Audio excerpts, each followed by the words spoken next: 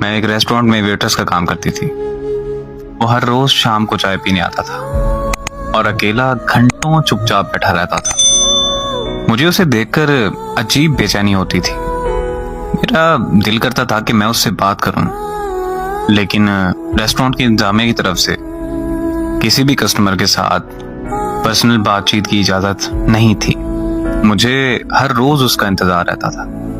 कभी वो आने में देर कर देता था तो मुझे बहुत बेचैनी हो जाती थी कि वो अभी तक आया क्यों नहीं। एक दिन वो रेस्टोरेंट नहीं आया, तो अगले दिन जब आया तो मैंने उससे पूछ लिया कि सर आप कल नहीं आए, आपकी तबीयत तो ठीक थी ना? उसने मुस्कुराकर मुझसे मेरा नाम पूछा। मैंने उसे अपना नाम बताया तो मेरा नाम पुकारते हुए कहने लगा कि मैं बिल्कुल ठीक हूँ और कल मैं शहर से बाहर था। अभी मैं अगली बात करने ही लगी थी कि रेस्टोरेंट का मैनेजर आ गया और मुझे वहां से जाने का इशारा करने लगा। मैं वहां से स्टाफ रूम में चली गई। फिर मैं रेस्टोरेंट से छुट्टी करके बाहर आई तो वो बाहर खड़ा था। मुझे देखते ही मेरे पास आया और बोला कि तुम्हारा मैनेजर अगर गुस्सा ना करे तो क्या मैं तुम्हें तुम्हारे घर तक छोड़ सकता हूँ?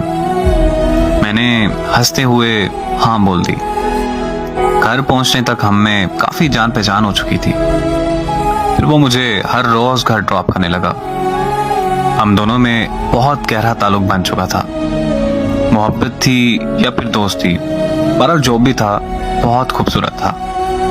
एक दिन मैंने उसे कहा कि मुझे आज रेस्टोरेंट पे काम पर नहीं जाना, हम कहीं बाहर घूमने चलते हैं, और उसने भी हाँ कर दी और मैं उससे मिलने चली गई।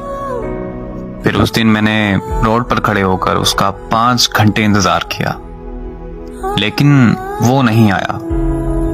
उसने मेरी कोई कॉल अटेंड नहीं की और मुझे बहुत ज्यादा दुख हुआ, यहाँ तक कि मैं रोते हुए घर वापस आ गई।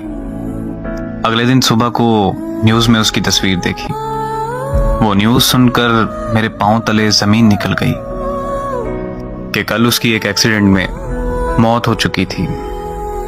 वो एक्सीडेंट तभी हुआ जब वो मुझसे मिलने आ रहा था। मुझे आज भी उसके चले जाने का यकीन नहीं होता। मेरी नजरें आज भी उसे तलाश करती हैं।